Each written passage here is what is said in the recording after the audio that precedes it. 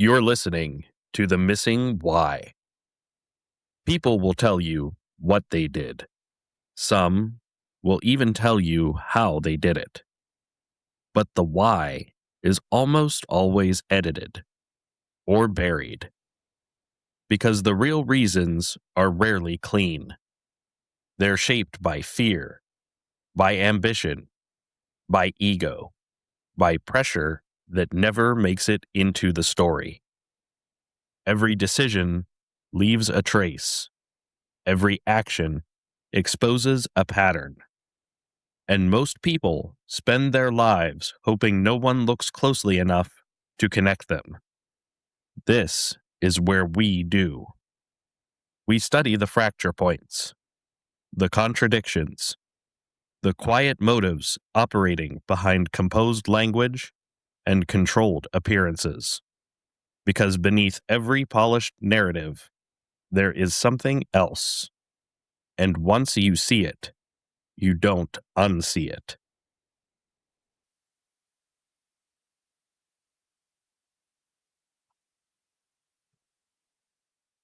Australia. We are here. Not to take something from your past, but to stand inside it. To walk back into the heat. Back into the light. Back into the sound of the beach. The movement of children. The noise of a public holiday.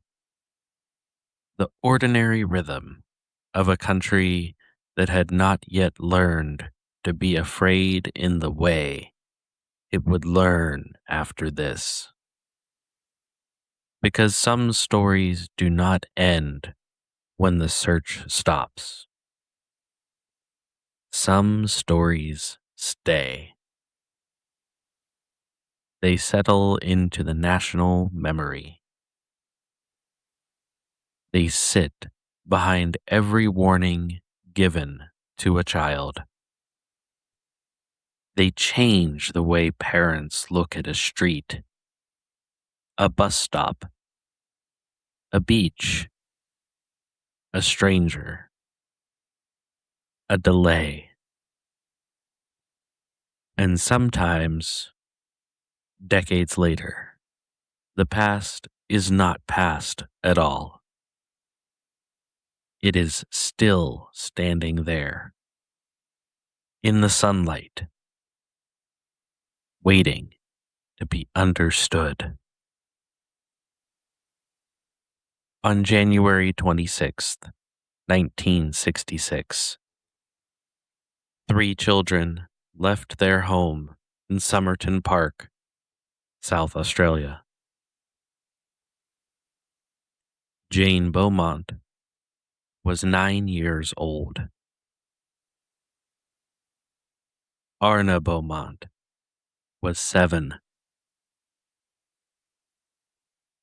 Grant Beaumont was 4. They were going to Glenelg Beach, a familiar beach, a public beach,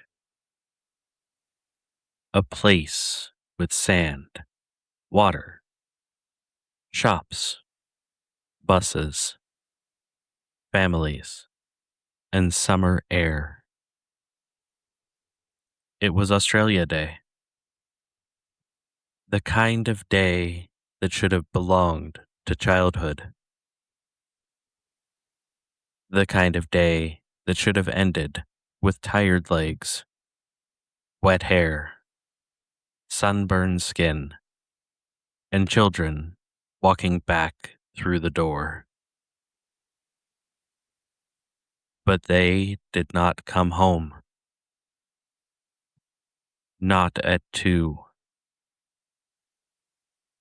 Not later. Not ever. And somewhere between the ordinary beginning of that morning and the permanent silence that followed. Australia lost more than 3 children. It lost a kind of innocence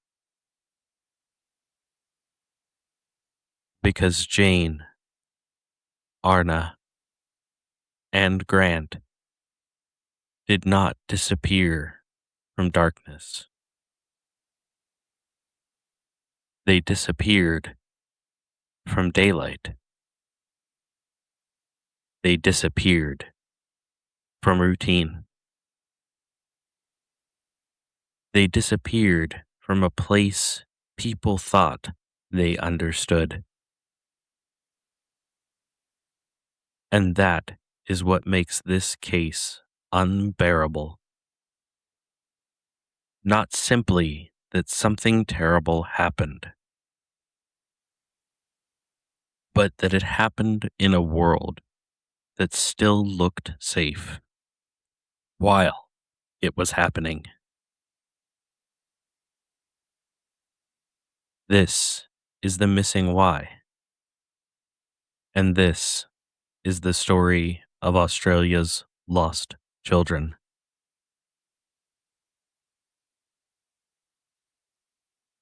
Welcome to the missing why.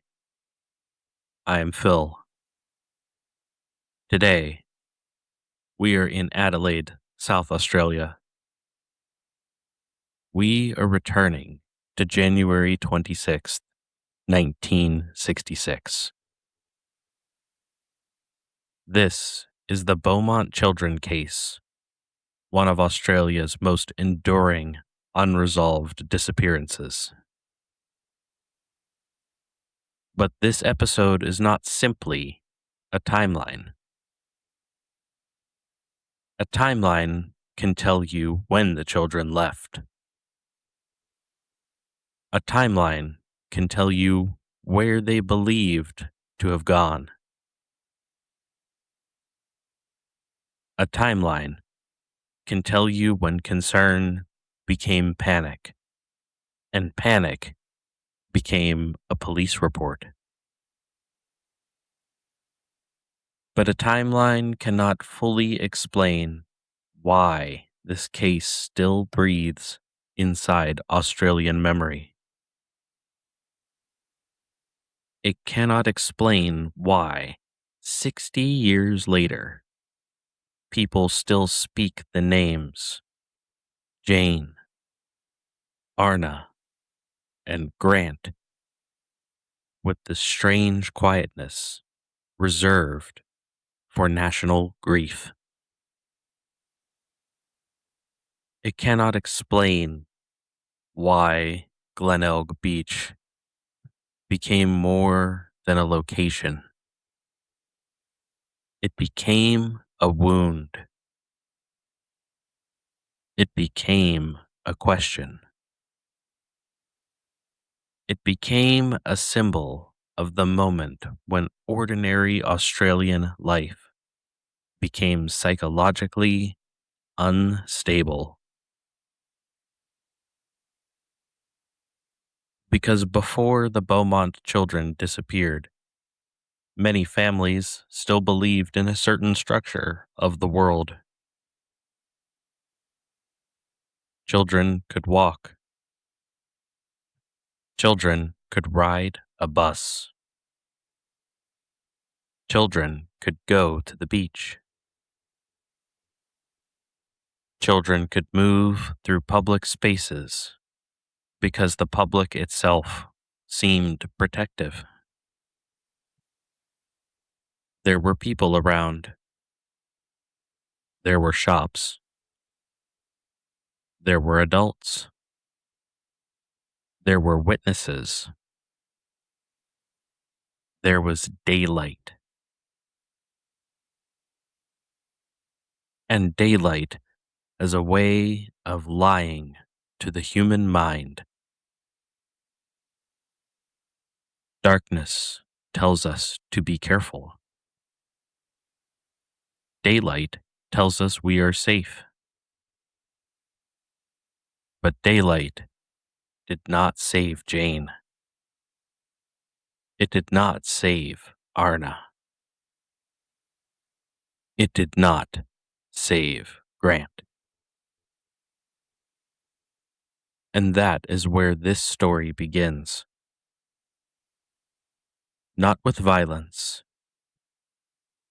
not with an answer, but with the most frightening thing in the world: a normal morning.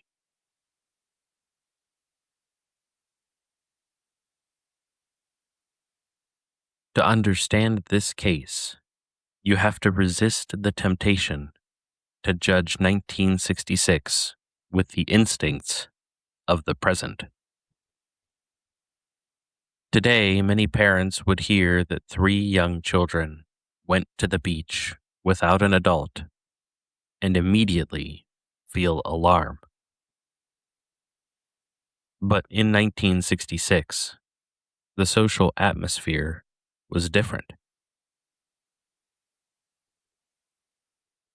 ABC's timeline of the case notes.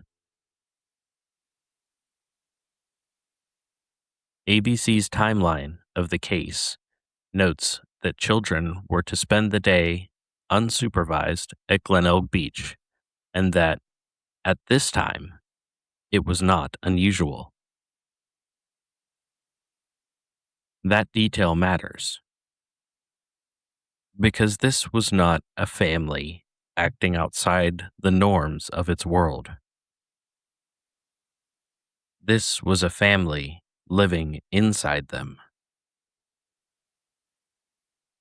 The Beaumont children were not entering a place their world had marked as dangerous. They were entering a place their world had marked as ordinary.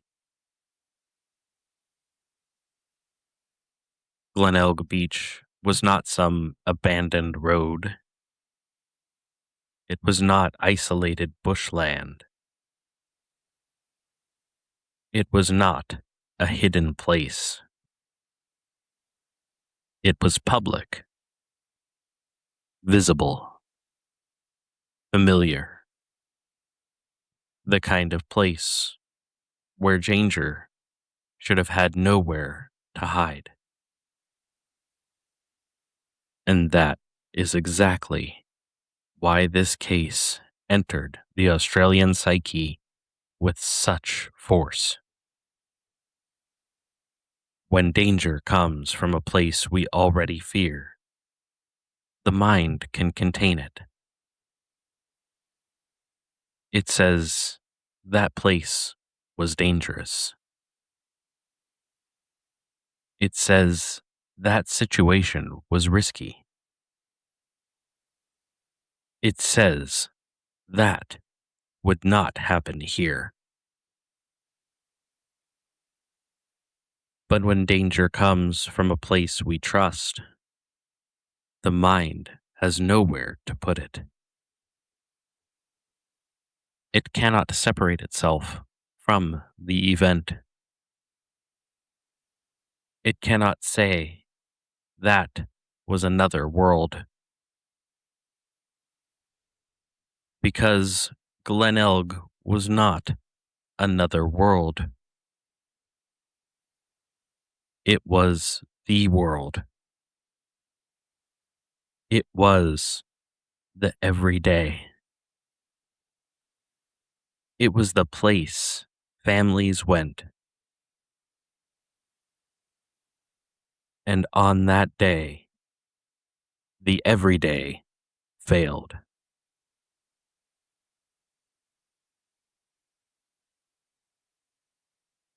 Jane was 9. 9 is an age that can deceive adults. A 9-year-old can seem older than she is when she is holding responsibility. She can remember instructions. She can lead younger siblings. She can buy something. She can recognize a route. She can speak with confidence. And because of that, adults can forget how young 9 still is. 9 is still a child. 9 still wants approval. 9 still reads adults through tone, posture, confidence, and familiarity. 9 can be responsible and vulnerable at the same time.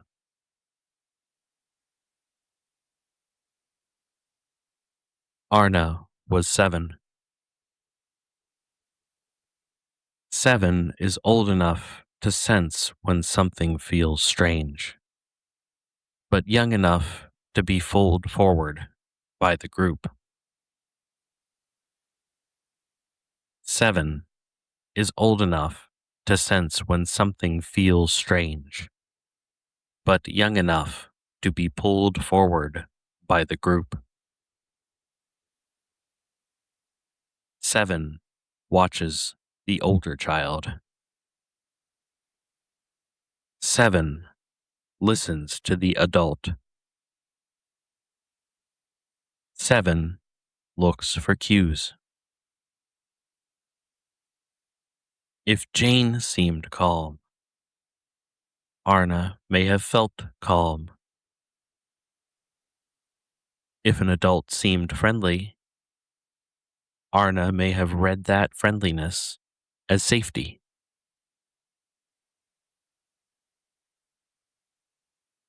Grant was 4.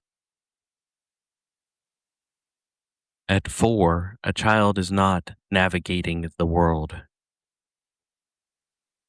He is attached to it through others. He follows. He holds close. He depends on the older sibling structure around him. That is important, because 3 children disappearing together is not psychologically simple. One child can be isolated. One child can be lured more easily. One child can be moved more quietly. But 3 children create a group.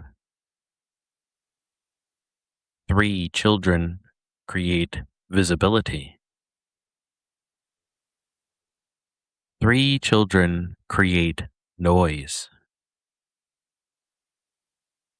3 children create risk. So, if an offender was involved, the offender did not simply need opportunity. He needed control. And not necessarily control through immediate force. Force is loud. Force creates resistance. Force attracts attention.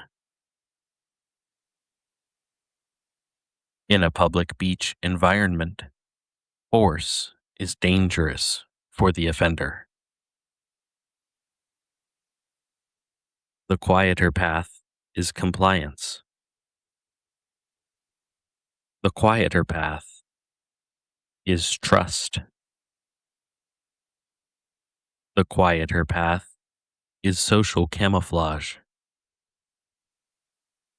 The quieter path is to look like someone who belongs.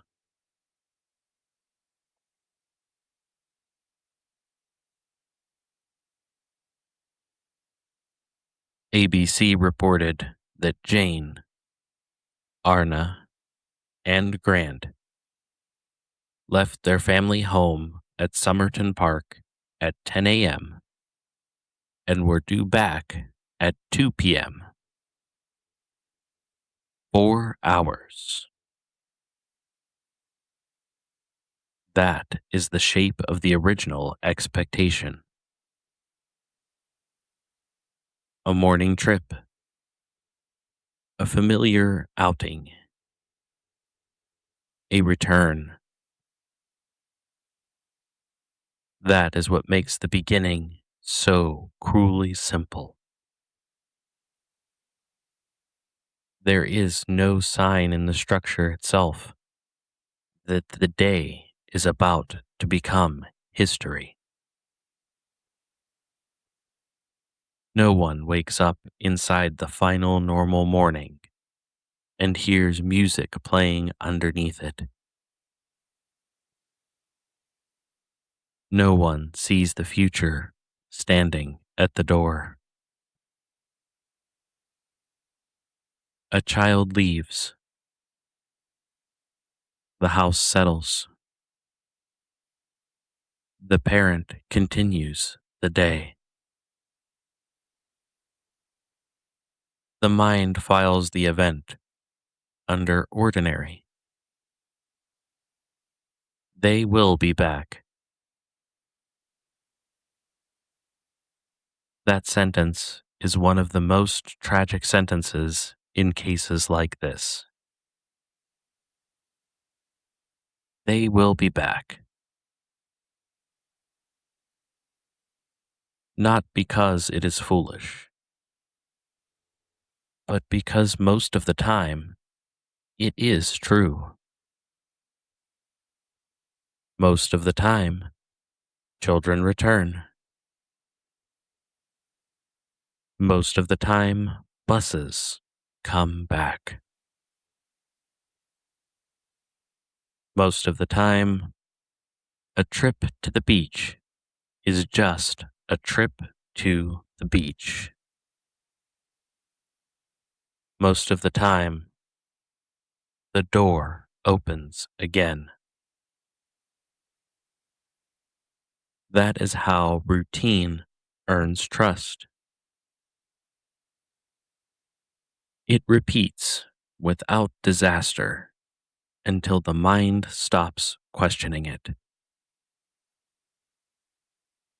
Then, one day, routine breaks. And once it breaks, everything that came before it becomes unbearable to remember. The goodbye, the timing, the instructions, the ordinary confidence, the moment the children walked away and the world still seemed intact.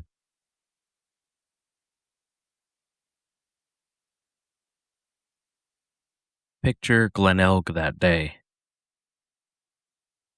not as a crime scene. Not yet. Picture it first as it would have appeared before fear gave it a second meaning. Summer light. The public holiday atmosphere. Children near the water. Families moving between beach and street.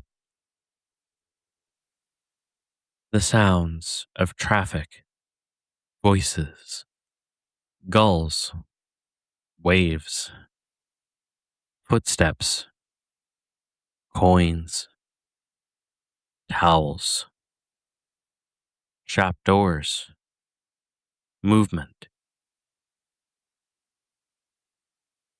Nothing quiet, nothing hidden. Nothing that tells the human mind to stop and stare. This matters because public places generate a dangerous kind of attention. People notice things, but only in fragments. Someone may notice children walking. Someone else may notice a man nearby. Someone else may see movement near a shop. Someone else may see a group leaving. But each person sees only a piece. And unless the piece looks wrong, the mind lets it pass. That is public space blindness. Not blindness because people cannot see. Blindness because they cannot interpret what they are seeing in real time. A child near an adult in public is not automatically alarming. A man speaking to children is not automatically alarming. Children walking toward a street, a shop, a bus stop, or a beach entrance are not automatically alarming. The ordinary protects the dangerous by giving it cover. And this is the psychological horror of the Beaumont case.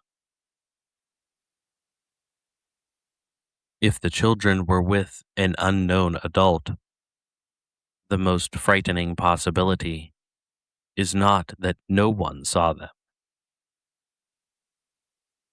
It is that people may have seen something and did not yet know what it meant.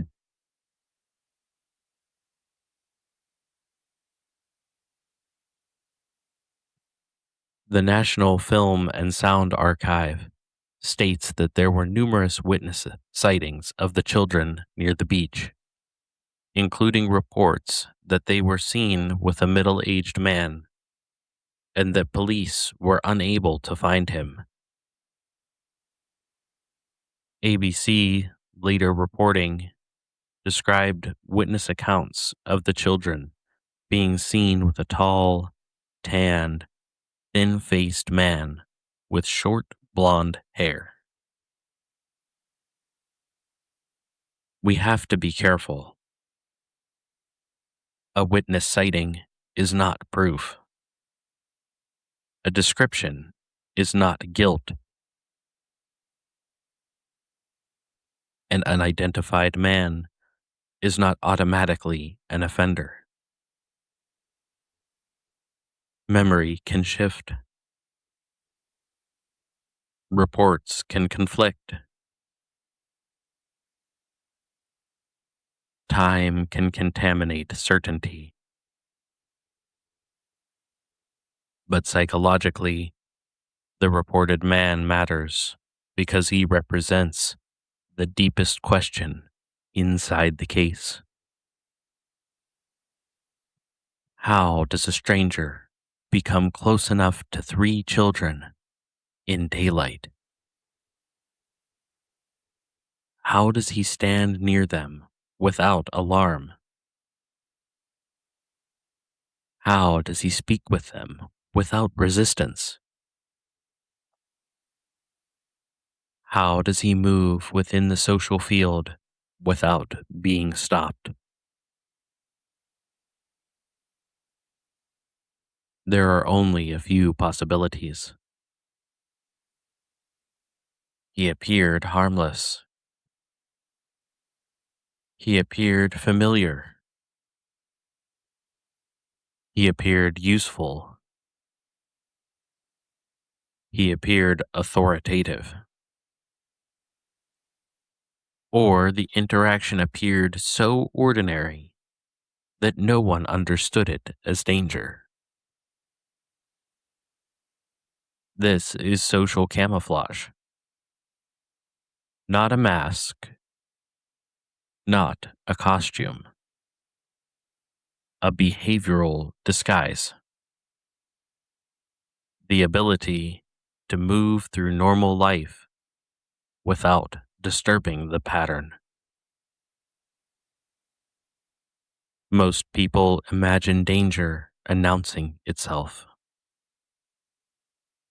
They imagine a threat that looks wrong, sounds wrong, moves wrong. But experienced predators may know that the best way to hide is not to hide at all. It is to appear reasonable. It is to appear calm. It is to appear like someone who belongs in the scene. A man at a beach. A conversation. A child responding.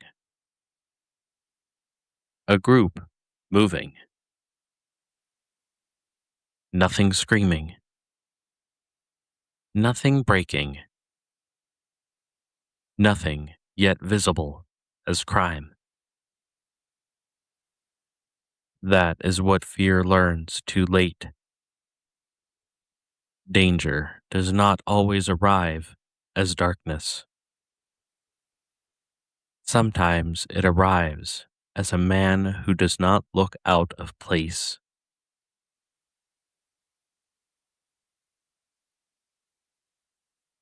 When people imagine an abduction, they often imagine force first.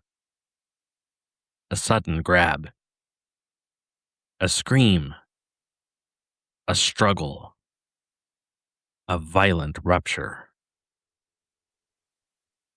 But many dangerous encounters begin more quietly than that.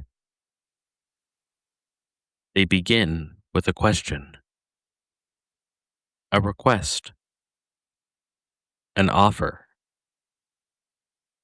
a lie, a favor, an instruction, a performance of authority. Children are trained to respond to adults. That training is not wrong. Society depends on it. Children are told to listen, to be polite, to answer when spoken to follow instructions from teachers, parents, shopkeepers, bus drivers, neighbors, police, adults in general. Most of the time, that structure helps protect them. But in the wrong hands, the same obedience structure becomes a weapon. A child may not ask, "Is this person dangerous?" A child may ask, "Am I supposed to listen?" That is a different That is a different question. And it is a more dangerous one. Because if the adult sounds confident, the child may comply. If the older sibling appears calm, the younger ones may follow. If the request is framed as temporary, harmless, or helpful, the group may move without panic. If there is a reward, a story, a promise, or a command, resistance may never activate. That is the nightmare. Not only that the children vanished, but that the moment of danger may have felt normal to them at first. They may not have understood when the line was crossed. They may not have known when ordinary ended. And by the time fear became clear, it may have been too late.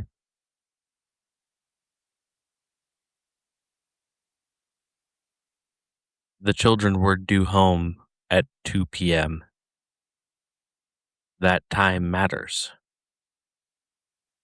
because before 2 p.m., the day still belongs to expectation. After 2 p.m., the day begins to change. Not all at once. Fear does not always arrive as a scream. Sometimes it arrives as a small irritation. They should be here. Then, a question. Where are they? Then, a rationalization. Maybe they missed the bus. Then, another. Maybe the beach was crowded. Maybe they lost track of time. Maybe Jane misunderstood. Maybe they are walking. Maybe they will be here soon. This is how the mind protects itself. It does not begin with catastrophe. It begins with ordinary explanations. Because ordinary explanations are usually correct. Most lateness is not a tragedy. Most delay is not death. Most absence resolves.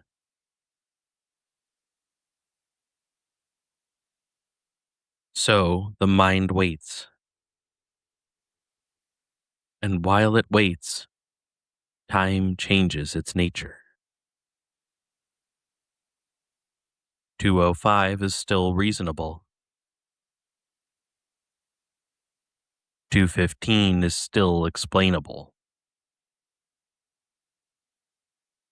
2:30 is uncomfortable. 3 o'clock becomes fear. 4 o'clock becomes dread. 5 o'clock becomes something else entirely. At some point, the house no longer feels like a house. It becomes a listening station. Every sound matters. Every footstep outside becomes possible return. Every passing vehicle becomes hope. Every minute that does not bring them home becomes evidence. This is the beginning of the second disappearance. First, the children disappear from the beach. Then, normal life disappears from the family.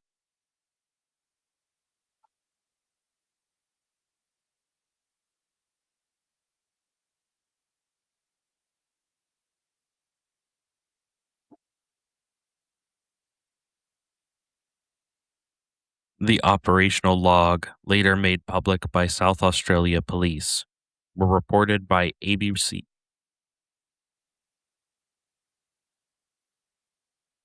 The operational log, later made public by South Australia.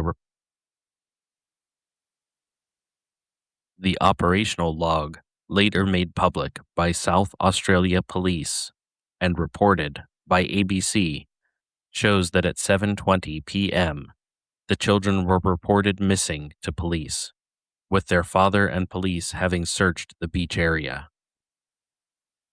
It also records subsequent searches along parts of the coast that evening. By then, the day had changed completely. Morning had become alarm. A beach trip had become a police matter. A routine had become a rupture. And now the ordinary world had to admit what it did not want to admit.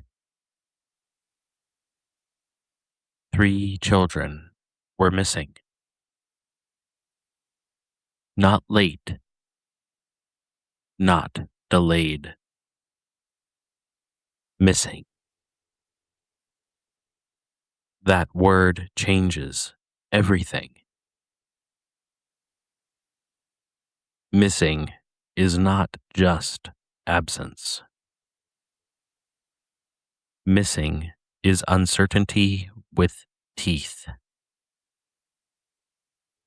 It gives no body, no scene, no final answer, no direction for grief. It forces everyone into imagination. And imagination, in a case involving children, is merciless. Where are they? Are they cold? Are they hurt? Are they together? Are they separated? Are they calling for someone? Are they alive? Did someone take them? Did they trust the wrong person? Is the answer still nearby? Those questions do not sit quietly. They attack. And for the Beaumont family, for Adelaide, and eventually for Australia, those questions never fully stopped. Searches began. The beach, the foreshore, the coastline, the places children might wander, the places fear forces adults to look. But the children were not found. No confirmed final location. No confirmed offender. No remains. No ending. This is the structure that makes unresolved cases psychologically corrosive. A solved case has horror, but it also has shape. There's a final known event. A courtroom. A confession. A conviction. A body. A place where grief can stand. The Beaumont case denied that. It kept opening new information, new suspects, new searches, new theories, new anniversaries, new disappointment. The National Film and Sound Archive notes that countless theories and suspects have been investigated over the decades, but none proved conclusive, and that the children have never been found. That is the cruelty. The case continued to live, but the children did not return. The country kept asking, but the answer did not come. And when a case remains unresolved long enough, the question becomes inherited. People who were not alive in 1966 learn the names. They learn the beach. They learn the outline. They learn the dread. The past becomes cultural property. The wound transfers from one generation to the next.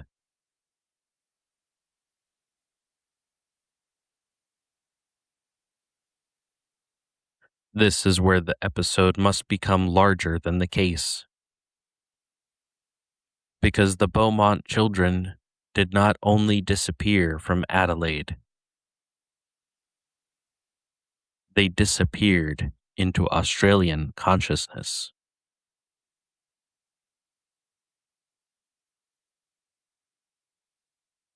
Frank Pangallo in ABC's 2026, reporting on calls for a memorial at Glenelg Beach, described the case as having an enormous impact on the psyche of South Australians and said that generations had not forgotten the story. That is the phrase. Psyche.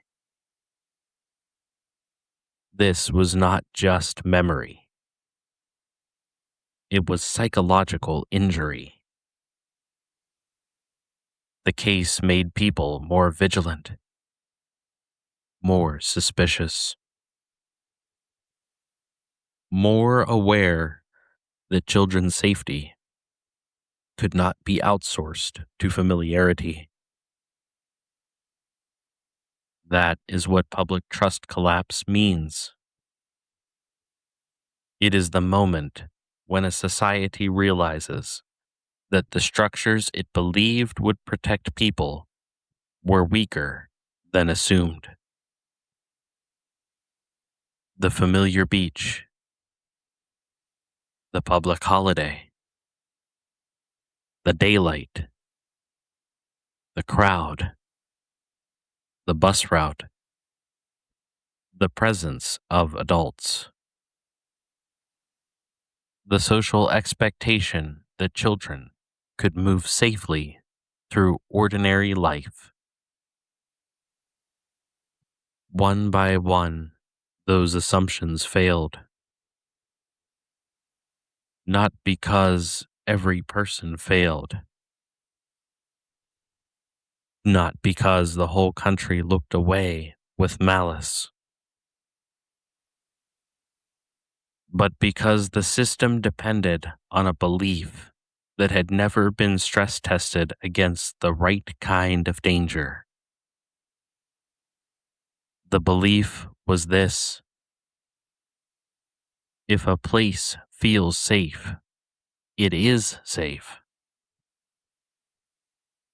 The Beaumont case answered, no. Feeling safe is not the same as being protected.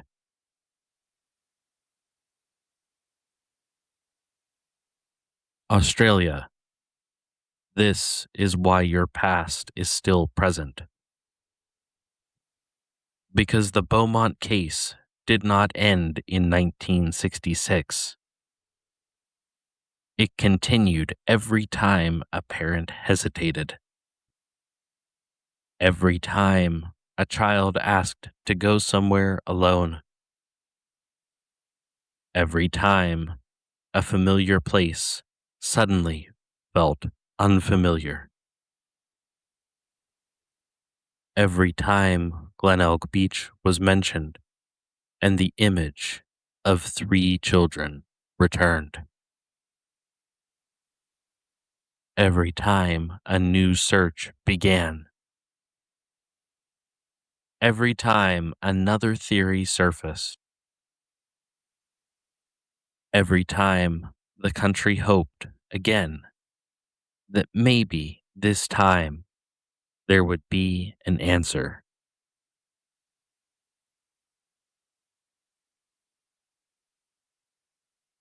In 2025, a 7-day search at the former Castaloy site in North Plympton concluded without finding remains. ABC reported that the search removed thousands of tons of soil, found no remains, and that the story would continue as long as people remained interested in finding the answer. That is not only investigation. That is national grief trying to become resolution. The ground was opened because the question was still open. The soil was moved because the memory had not settled. The search failed to find them, but it proved something else. Australia is still looking. Not only for Jane, Arnna, and Grant, but for the version of itself that existed before they vanished. The country is still looking for the moment before the rupture, before the beach changed, before the names became permanent, before parents learned that ordinary places could hide extraordinary danger.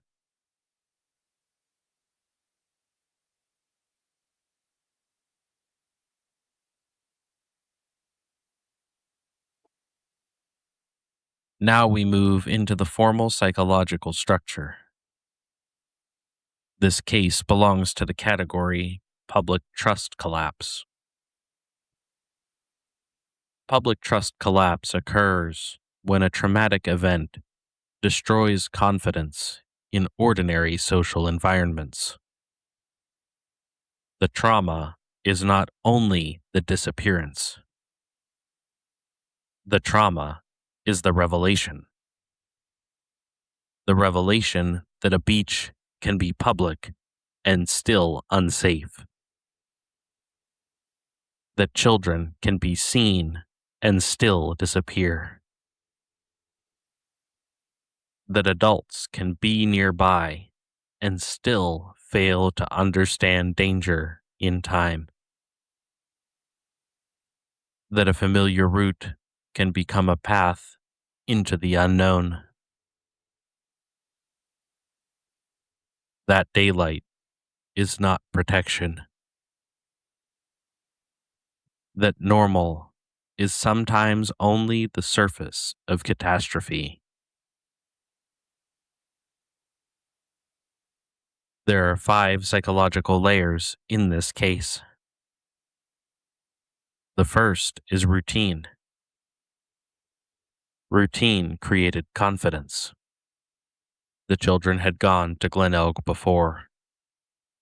The route was familiar. The beach was known. Repetition lowered suspicion. The second is public visibility.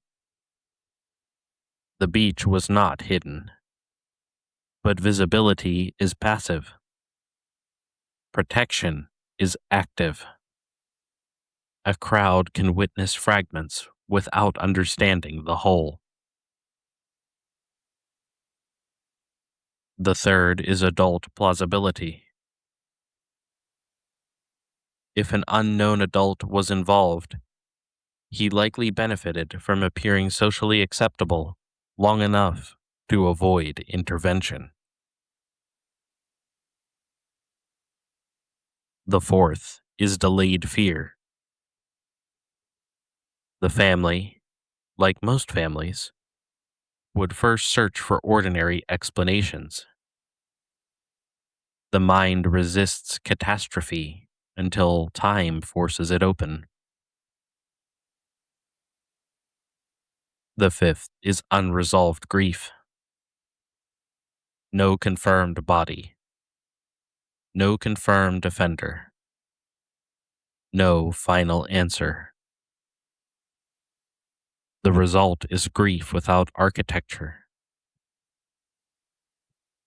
That is why the case endures.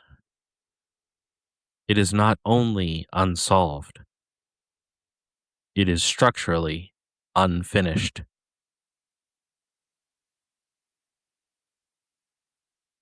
The fear in this case is not only the fear of a stranger. It is the fear of misreading the world. That is deeper. Because a stranger can be warned against. A dangerous place can be avoided. A bad area can be named. But what do you do when the dangerous thing is hidden inside the ordinary? What do you do when the threat does not appear as threat? What do you do when a child's obedience becomes vulnerability? What do you do when a public place creates the feeling of safety without the mechanism of safety? This is why the Beaumont case unsettles the nervous system. It tells the listener, you may not recognize the moment when safety ends. That is the deepest fear.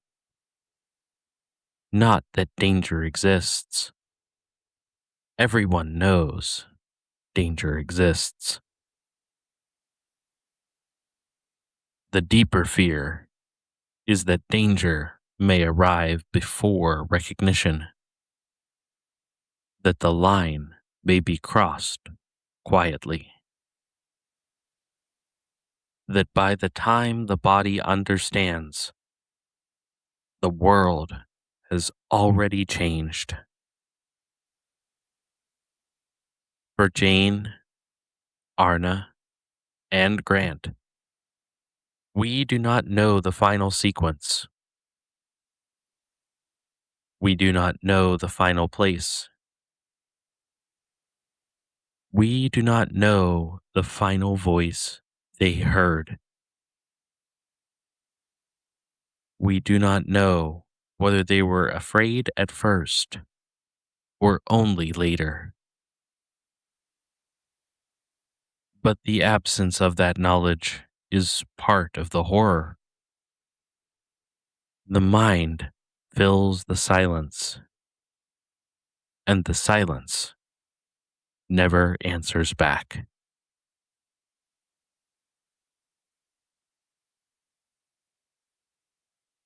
So, what is the missing why? There is the literal why. Why did Jane, Arnna, and Grant disappear? Why were they not found?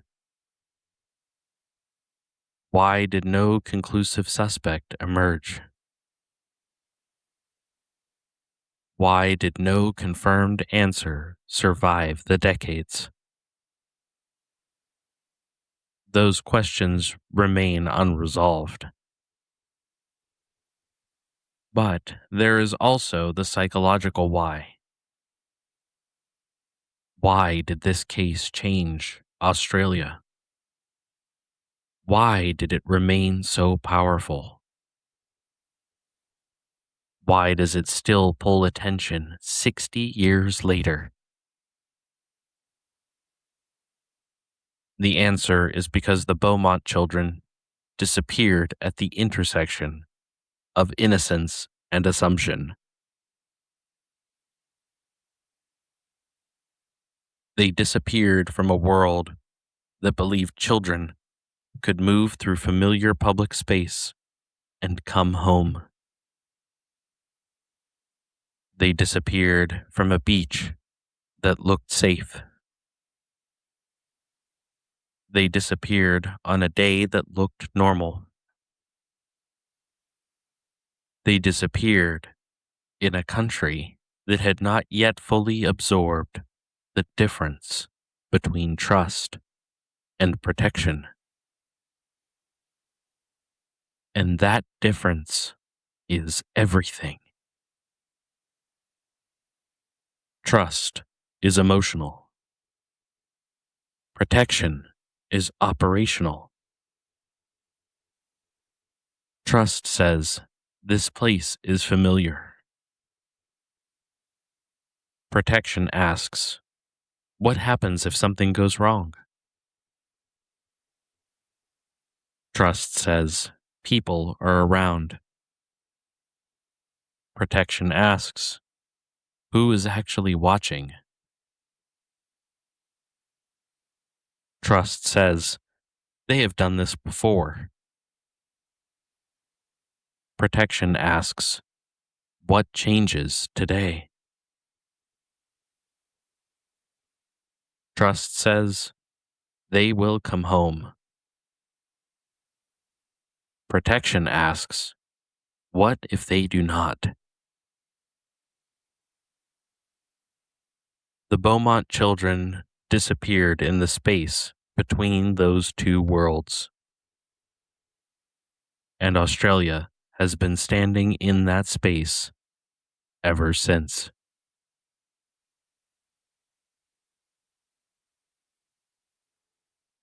Jane Beaumont was 9. Arnna Beaumont was 7. Grant Beaumont was 4. They were not symbols first. They were children. They had a home. They had parents. They had names. They had a morning. They had a destination. And then they became one of the most haunting questions in Australian history. The danger of famous cases is that repetition can turn people into mythology. But we should resist that. Jane was a child. Arnna was a child. Grant was a child. Their disappearance deserves memory without exploitation, analysis without accusation, fear without spectacle, and grief without performance. Australia, this is why your past is still present. Because the question never left. Because the beach is still there. Because the names are still known. Because the country still remembers. Because somewhere in the national mind, it is still Australia.Day, 1966. The sun is still high. The water is still moving. The children are still expected home. And the door is still waiting to open. But it never does. This has been The Missing Why. I'm Phil. And until next time, remember, the question is not only what happened. The question is why the structure failed before anyone knew it had collapsed.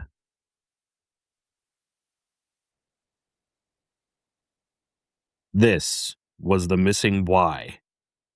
If something felt off, it's because it was supposed to. Most people don't want clarity. They want coherence.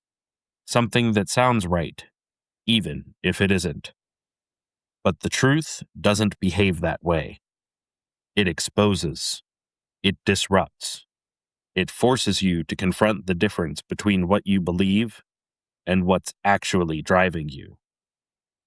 So before you move on, examine your own decisions. Not the version you explain to others, the one you avoid explaining to yourself. Because that's where everything starts. And whether you acknowledge it or not, it's already shaping what happens next.